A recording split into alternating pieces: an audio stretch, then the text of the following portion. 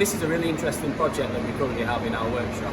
It's for the automotive industry, and it's leak testing coolant circuits for EVs. Leak rate is about 1.0 times 10 to the minus 4 millibar litres per second, and the test pressure is 3 bar.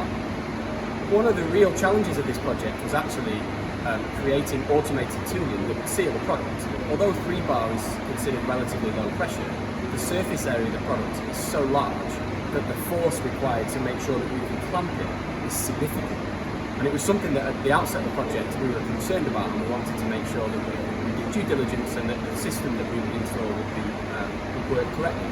So we actually created a prototype which we tested externally to validate that this idea is going to work. And you can see now this is what we've actually ended up manufacturing. And you have 3 very large cylinders that create the downwards force onto the part that pushes down onto an LPU seal.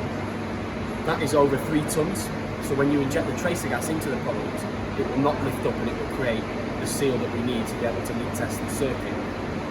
So taking a closer look at the tooling, you can see that we have one large aluminium plate which is actually on guide pins, which moves up and down and creates the force on the product, which is driven by the 3 cylinders at the top, and you can just make out the feed grooves coming through the chamber. And effectively it's pneumatic, so it's driven by air.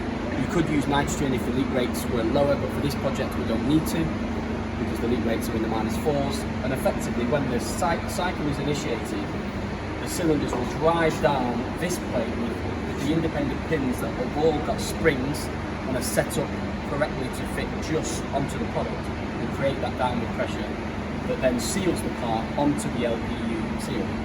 We also have additional tooling that sits inside as well with smaller cylinders that create a seal onto what is actually the connection of the product using like an internal seal, and effectively a piston that expands and the LPU seal expand on the inner diameter.